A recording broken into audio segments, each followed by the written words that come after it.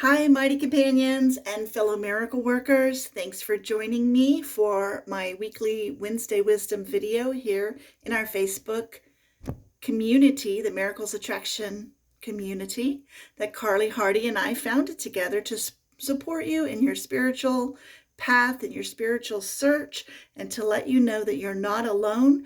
We are all looking for miracles, entitled to miracles, and experiencing miracles when we are open to allow divine energy into our life.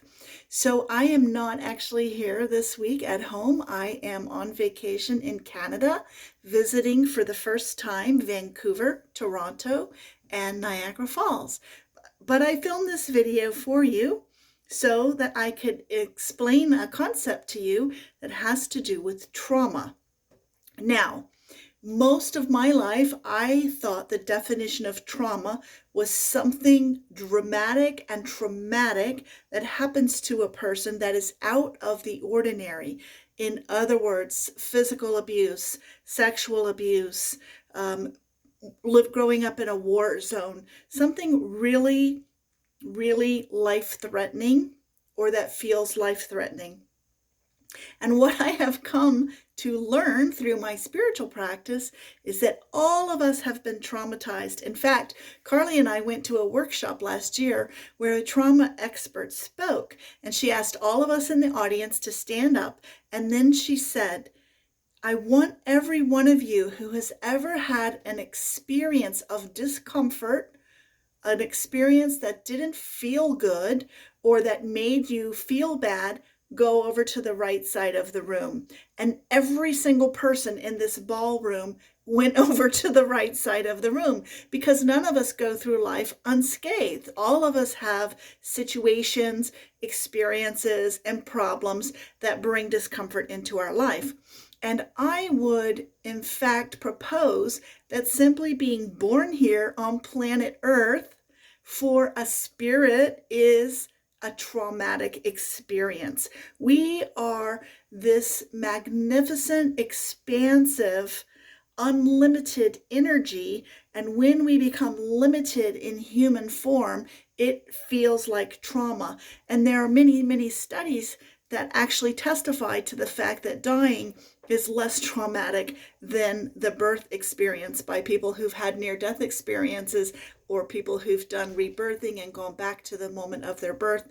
And when you think about it, you're in this very safe, comfortable area in the womb where all your needs are met, where you're loved, where you are just floating in amniotic fluid, you are fed, you are given everything, and then suddenly wrenched from that environment into a cold, bright, harsh, noisy, scary, chaotic place.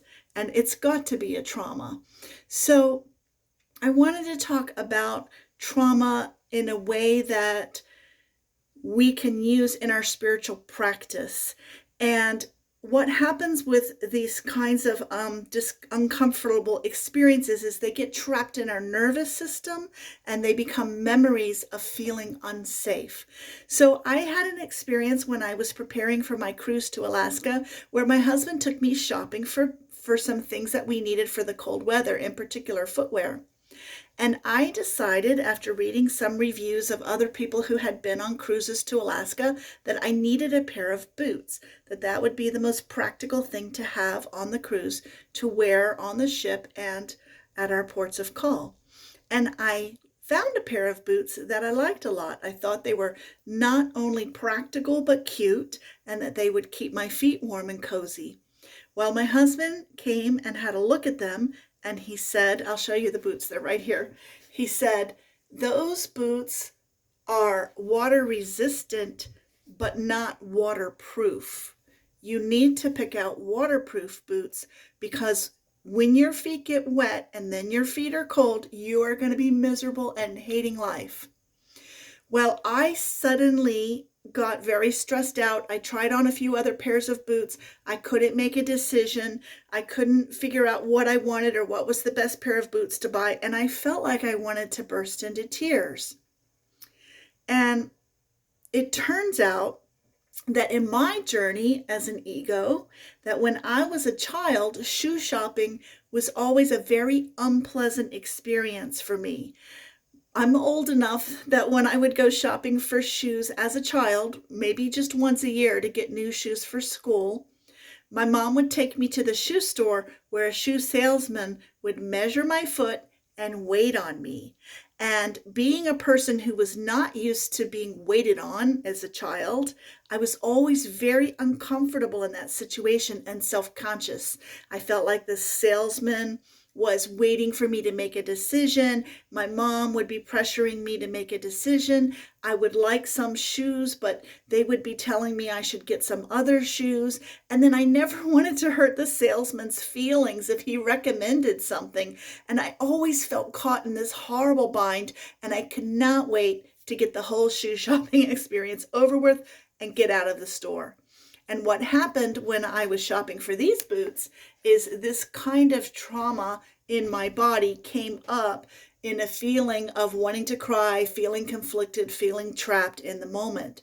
So when I recognized that that was going on, I was able to take a deep breath, ask the Holy Spirit for guidance, and then make a decision without a lot of drama, without a lot of tears, without a lot of conflict.